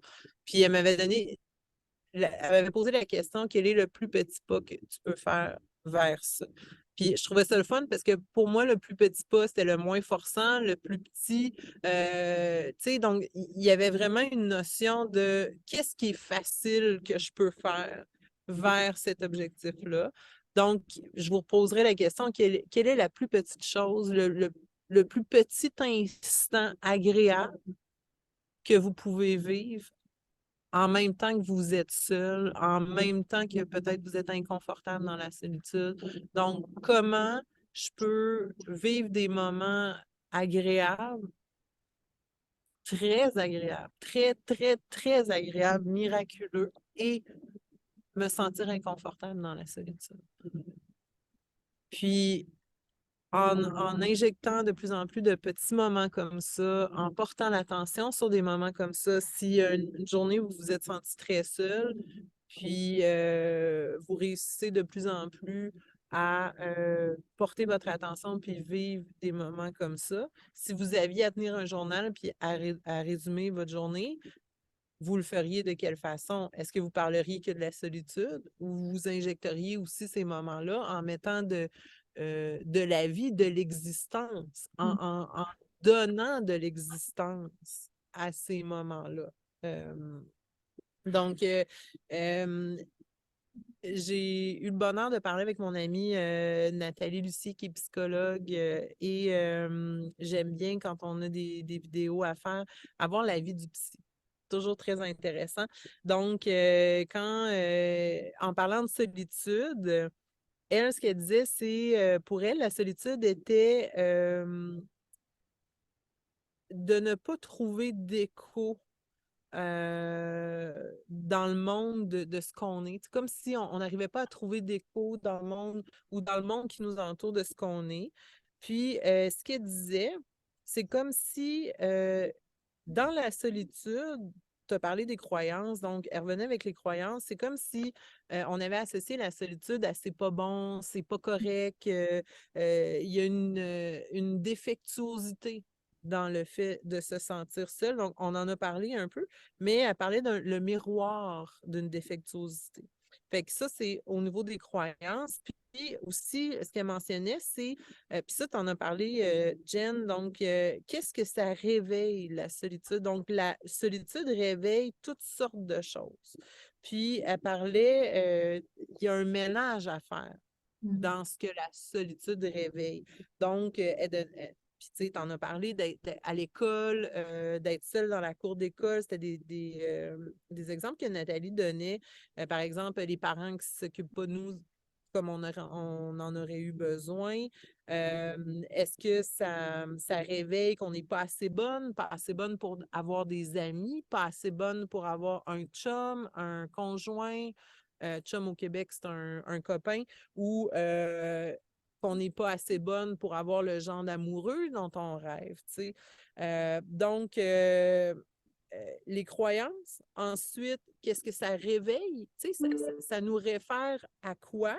Et ce qu'elle mentionnait aussi, c'est que ce que ça réveille, là, ça a vraiment été là, tu sais, dans le sens où l'enfant qui rentre de la maison puis qu'il n'y a aucun des parents qui est à la maison, l'enfant est jeune, l'enfant se sent seul. Fait que si aujourd'hui la solitude réveille ces sentiments-là, mais l'enfant a vraiment vécu quelque chose, puis ça a vraiment réveillé de la solitude en lui, tu sais. Donc, ça, je trouvais ça vraiment intéressant. Puis souvent, c'est ça, donc de venir observer, identifier. Euh, je trouve que ça vient enlever du pouvoir à la solitude. T'sais, au lieu que ce soit un tsunami, oh non, je me sens ça, je vais être engouffré là-dedans, ben, ça m'amène où? Ça m'amène à quoi? T'sais, qu'est-ce qui est réveillé? C'est quoi les croyances? Est-ce que c'est négatif? T'sais? C'est comme Nathalie donnait l'exemple, le bouddhisme, l'hindouisme, ils courent vers la solitude. Là, elle parlait de Platon aussi, Connais-toi toi-même, qui renvoyait souvent à la solitude. Puis aussi, comme tu parlais, l'ouverture des possibles, ça donne l'espace à découvrir plein de choses, mais pourquoi c'est mauvais? Donc, puis de vraiment, ça vient aussi avec la sécurité de venir réapaiser ça, de venir nettoyer ça, les anciens souvenirs, les anciens traumatismes. Moi, je me souviens, tu parlais que tu avais été seule aussi. Moi, j'ai vécu euh, je le décrirais même pas comme la solitude, mais même de l'isolement quand j'étais plus jeune. Donc, ça, tu sais, la solitude, ça peut être toujours un choix, mais quand c'est vraiment de l'isolement, là, tu subis ça. Donc, il y a vraiment des choses à venir apaiser, tu sais, parce que c'est vrai que c'était terrorisant ou très souffrant à certains moments. Et ben, aujourd'hui, on n'est plus là, là. On n'est plus je ne suis plus la petite fille seule, je n'ai plus la petite fille seule dans la cour d'école, mais c'est vrai qu'il y a des échos, il y a des résonances à des choses beaucoup plus profondes, puis que quand ça nous arrive en plein visage, oui, ça peut ressembler à un tsunami qu'on se prend, ça peut faire peur de voir le tsunami arriver. Comme en deuil, moi, à un moment donné, on est tanné de pleurer, puis là, on sent l'émotion qui monte. Ah non, pas encore. Ça va encore monter. Puis, ben, puis on pleure. Donc, dans la solitude, ben oui, oui, ça monte, puis accueillez-le. Puis regardez. Qu'est-ce que ça, justement, ce tsunami-là, là, il apporte quoi avec lui? C'est quoi les mémoires, les souvenirs, les échos, les résonances? Écrivez-le, moi, j'ai mon cahier ici, et écrivez, parlez-vous, allez puiser ce qu'il y a de riche là-dedans. Et puis, allez défaire. Moi, j'appelle ça défaire ça. Là. Comme souvent avec les clients, là, ça m'arrive en bordel. C'est tout le temps des bordels. Là. Moi aussi, là, quand je suis dépassée par des trucs, je suis en train de vivre un truc live. Des fois, je suis dans le truc, je suis dépassée. Je ne suis pas avec un dégagement. Là. Je suis juste comme en train de le vivre. Là, j'ai de la peine, je suis en colère. Là, c'est ça qui est là. Mais avec un dégagement, puis le cahier est bon pour faire ça, de nommer ces choses-là. Puis ça vient défaire. C'est souvent, moi, j'aime l'image des nœuds. C'est un gros nœud. Là, on se met à le défaire. Et puis, le tsunami, c'est plus un tsunami. C'est une flaque d'eau. Puis, voilà, donc ça, je pense que de défaire ce nœud-là, regardez-le, là, qu'est-ce qu'il y a là-dedans? Euh, Qu'est-ce que tu en penses? Bah, ouais, c'est excellent. Euh, Quand on parlait de la trousse d'urgence, Ouais. dans le fond, on avait nommé plusieurs choses. Y avait-tu quelque chose que tu voulais rajouter avant qu'on embarque là? Non, pas du tout. Non, non, je Donc, t'écoute. la trousse de premiers soins. Fait que, on est blessé, qu'est-ce qu'on fait? On sort la trousse de premiers soins. Donc, on avait parlé de se rassurer. Hein? Tu mentionnais là, numéro un, la sécurité, de venir vraiment vous rassurer, de venir créer un cocon autour de vous. Un peu comme justement qu'est-ce que la solitude réveille, puis si ça fait écho à des douleurs plus jeunes. Bien, plus jeune, on n'avait peut-être pas les outils pour venir se rassurer. Si on est enfant, on se sent très seul. On n'avait pas, on n'était pas la personne qu'on est aujourd'hui pour aller chercher des options puis des possibilités de venir apaiser ça. Fait que numéro un, on se rassure, tu sais, comme pas de panique. Numéro un, ce serait pas Pas paniquer. de panique.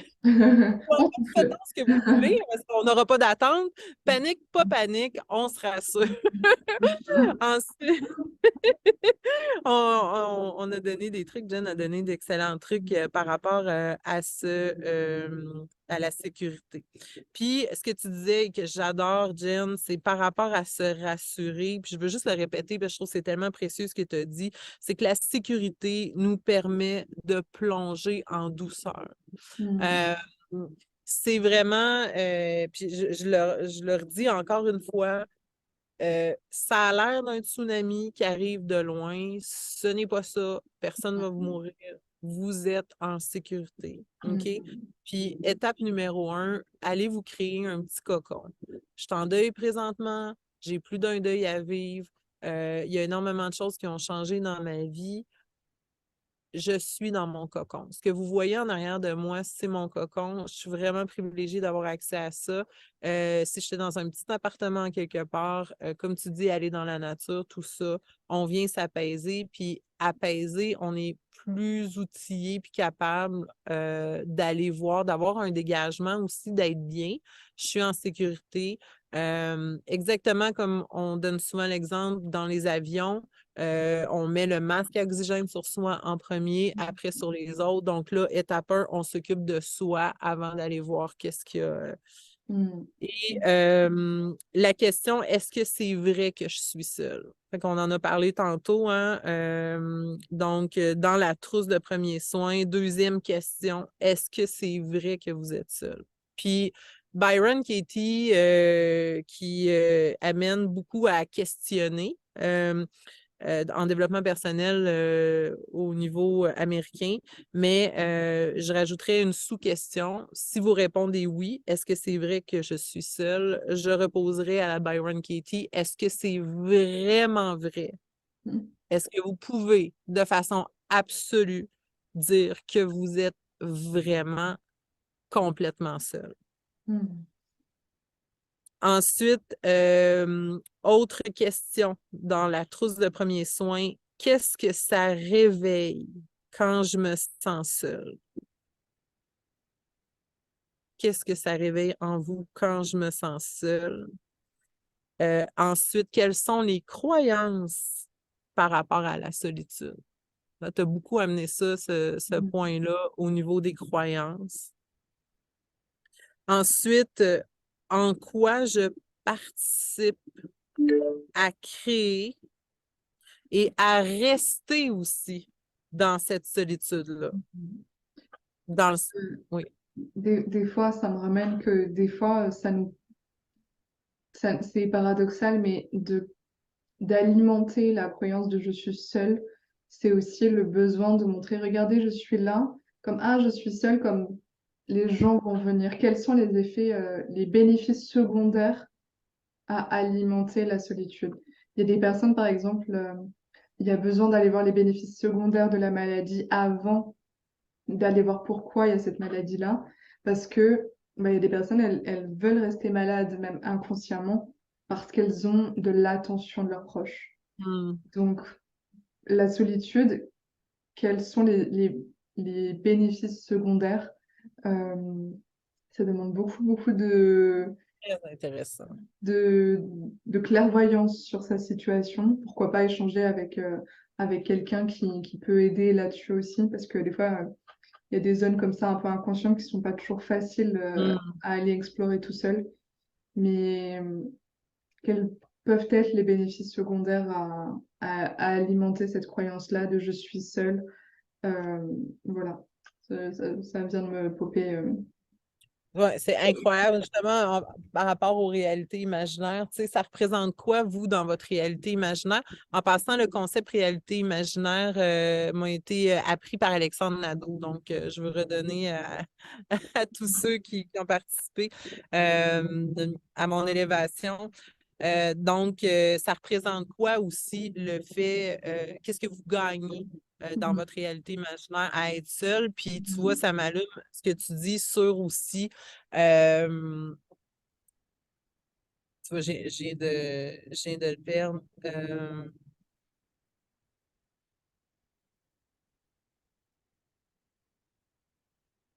Ah oui. Euh, des fois, on s'est identifié au fait d'être seul. Mhm. Qui seriez-vous si vous n'étiez plus seul?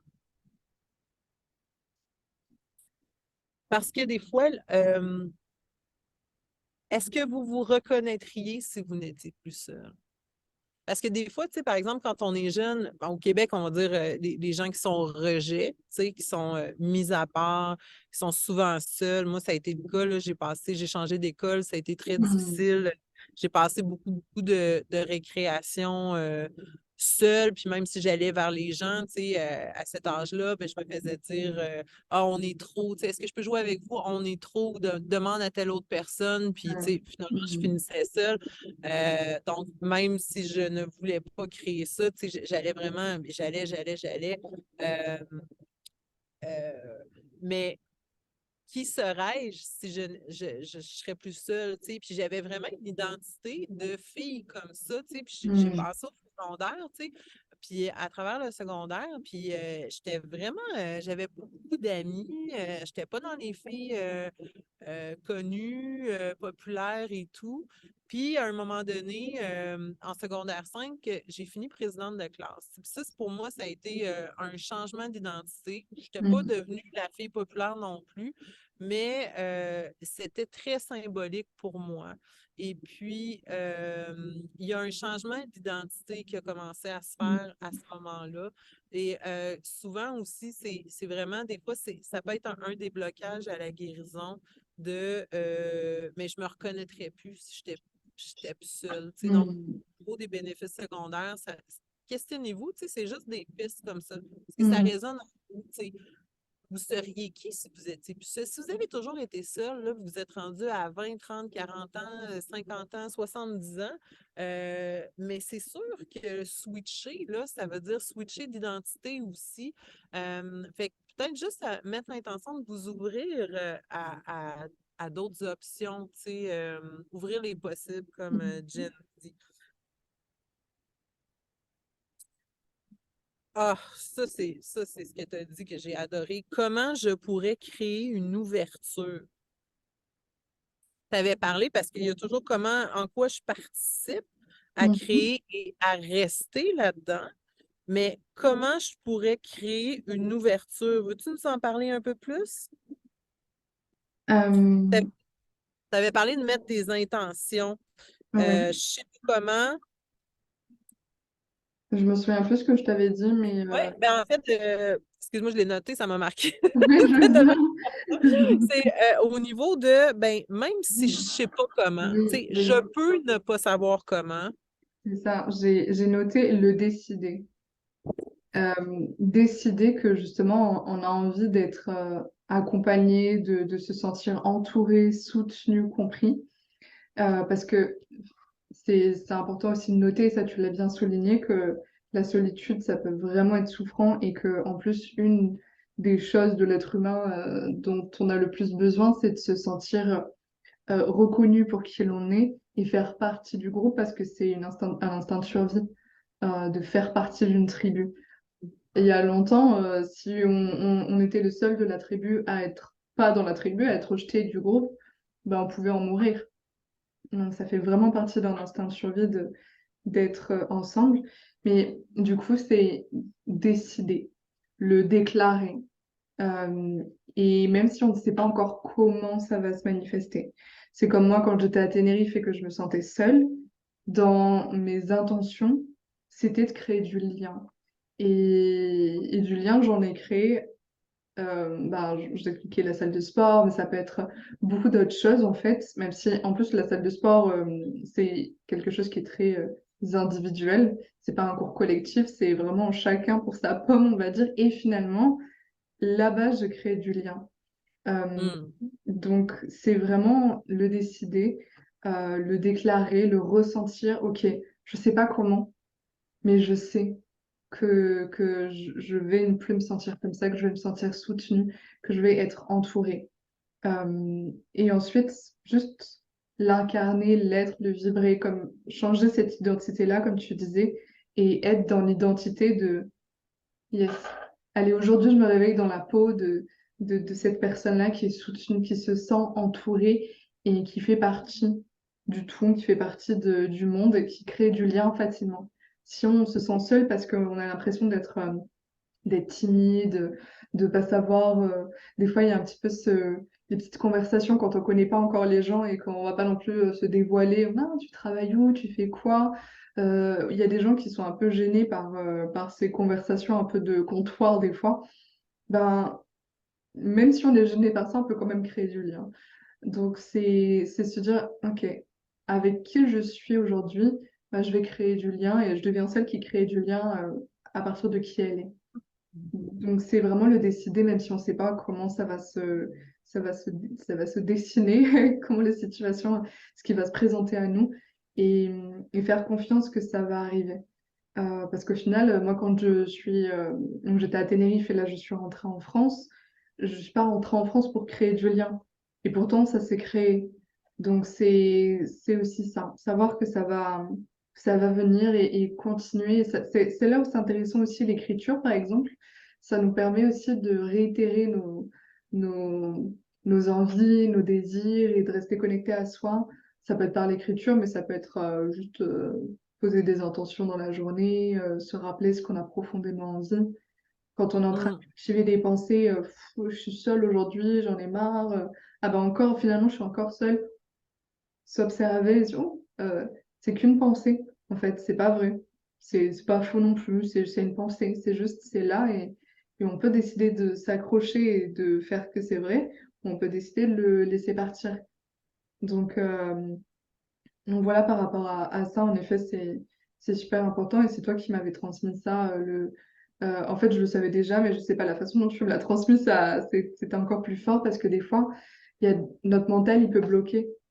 Quand on dit oui, ok, c'est cool, mais bah non, en fait, prenons ça comme un jeu, même si je sais pas comment, ben, allez, je vais me sentir entourée, pas je vais me sentir, c'est je vais me sentir et en plus je vais être entourée et je vais adorer ça. Oui.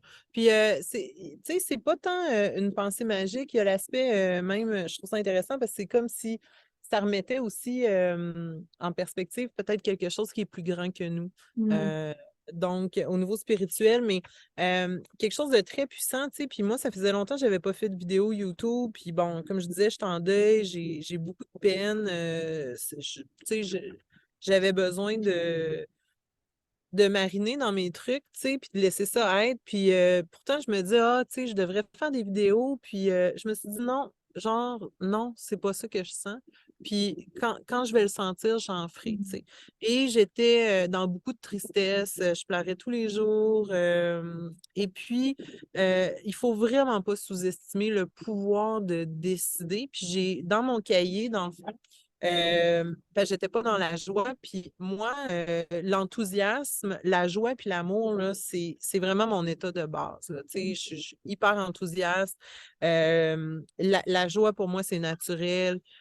Mon frère trouve tellement que je suis pas nuancée parce que je m'exclame, puis tu sais, je trouve toujours que c'est le meilleur truc au monde, puis au Ah point que c'est oui. la blague ultime. Non, mais Karine, si je parle de quelque chose en bien, le verre est super. Ah oui, Karine, c'est le meilleur au monde. Tu sais. Oui, oui, tu sais. Et j'avais perdu ça. J'étais tellement dans d'autres choses que j'avais perdu ça. Et je reprends mon cahier parce que il y a quelques jours, j'ai écrit Je décide d'être dans la joie et la féminité.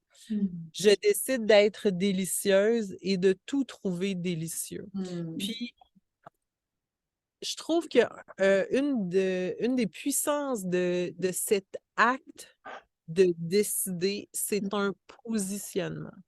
Mm. C'est que même si, puis là, je vais caricaturer, même si c'est la pire journée de l'année, même si je pleure ma vie, je peux décider d'être dans la joie, même si je ne sais pas comment. Je, je peux être très mal, pleurer ma vie et être ouverte à la joie. Tu sais? Puis, donc, il y a un positionnement. Puis, il y a aussi, je trouve que ça crée une coexistence. Parce que souvent, on va dire, ben, je suis triste, je ne peux pas vivre de la joie.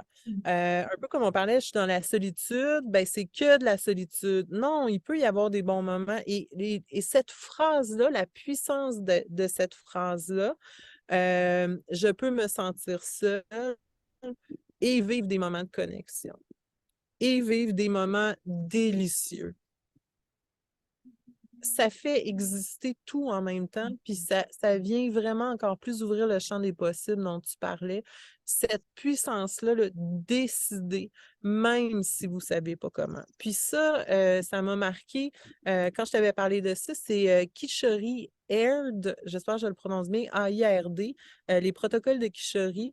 Et dans ces protocoles qu'elle fait, elle dit, je ne me souviens pas de la phrase exacte, mais je me remets au point zéro, même si je ne sais pas comment. Puis j'avais trouvé ça extraordinaire parce que cette phrase-là, pour moi, remettre quelque chose ou se remettre au point zéro, j'avais aucune idée de qu'est-ce que c'était. Et le fait de dire, même si je ne sais pas comment, puis ça, c'est mon amie Nathalie qui m'a parlé de ça. Et c'était absolument, pour moi, c'était une grande révélation. C'était juste une petite phrase, mais ça m'a ouvert à un monde absolument extraordinaire. C'est comme ce dont on parlait aussi par rapport à ça.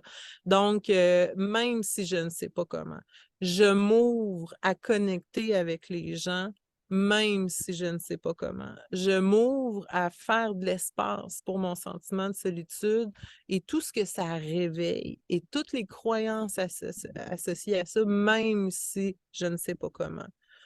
En même temps que je ne sais pas comment. Donc, c'est vraiment d'une puissance fantastique. Puis, Kishori, quand je lisais, je ne sais plus c'est dans quel livre, peut-être celui sur l'ancrage, mais dans le fond, ce dont elle parlait, c'est d'utiliser le sentiment négatif parce qu'elle disait qu'il y a beaucoup, beaucoup de puissance là-dedans. Puis là, j'espère que je ne résume pas mal. Donc, s'il y en a qui ont fait ces formations, qui sont spécialisées là-dedans. Si vous avez d'autres idées ou des choses à ajuster, vous pouvez le mettre dans les commentaires. Moi, ce que j'en retiens, en tout cas, c'est vraiment d'utiliser un sentiment négatif, puis la puissance de ce sentiment-là négatif. L'image que j'en ai, c'est comme un portail. Pour rentrer dedans, utiliser ça pour aller chercher le sentiment euh, positif qu'on veut. Donc, vraiment, l'image que j'ai, là, c'est qu'on on plonge dedans. Tu sais, il y a des espèces de cercles en feu que les lions plongent à travers, Mm. là. On plonge à travers ce portail-là. Donc, j'ai un sentiment de solitude ou peu importe, là, mettez tout ce qui est négatif que vous ressentez, vos besoins non satisfaits, non répondus, là, puis utilisez ça comme une cible, une mire pour aller viser, dans le fond, ça vous indique quoi? C'est quoi mon besoin qui n'est pas répondu là-dedans? Tu sais? J'aime beaucoup la communication, la CNV, communication non violente pour ça. Allez voir, allez chercher sur Internet au niveau de la liste des besoins, des sentiments, tout ça. Donc, les sentiments négatifs, ça nous donne l'information qu'il y a des besoins qui sont non satisfaits.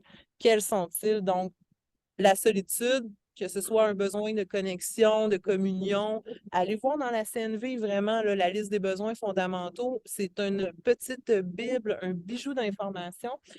Plongez dans votre sentiment négatif, puis allez chercher ce dont vous avez besoin.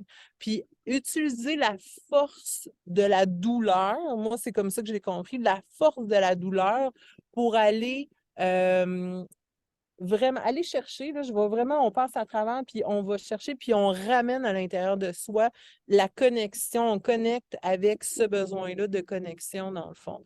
Puis un besoin de connexion, c'est un besoin de connexion avec les autres, puis un besoin de connexion à soi aussi. Puis, moi, j'ai l'impression que plus je connecte à moi, plus je vais plonger dans ces sentiments-là, bien, plus je peux connecter avec les autres. Puis plus je connecte, par exemple, quand on parlait de l'histoire des attentes, bien, j'apprends toujours à être mieux en connexion avec les gens quand je sors de plus en plus de ces attentes-là ou quand je prends conscience, quand je tombe dans les attentes. Tu sais, comme tu dis, est-ce qu'on peut ne pas avoir d'attente? Est-ce que c'est réellement possible? C'est bien beau le dire, là, mais on peut-tu Mm. vraiment le faire? Ben, là, je ne suis pas rendue là. Mais où est-ce que je suis? C'est que je prends de plus en plus conscience quand je tombe dans un processus où j'ai des attentes et je libère les gens. Autant je me libère de mes Mm. attentes, je libère les gens des attentes aussi. Puis cette connexion-là, cette réciprocité-là aussi qu'on peut aller chercher là-dedans, euh, me semble, en tout cas à date, de meilleure qualité. Mais à essayer, là, viser, puis ça, écrivez-le, vous pouvez en parler, là, c'est quoi les sentiments négatifs que vous avez? Allez chercher vos besoins à travers ça. Ça vous parle de quels besoins? Si vous avez besoin d'aide, allez voir, c'est Rosenberg qui a parlé de je pense que c'est Mark Rosenberg sur la communication non violente. Il y a des listes, c'est facile, c'est une page, c'est une liste sur les besoins fondamentaux, donc des besoins de sécurité, des besoins de connexion. Je vous les nomme parce que ça, c'est les miens. Mais des besoins d'autonomie, des besoins de deuil aussi. Il y a plein de sortes de besoins.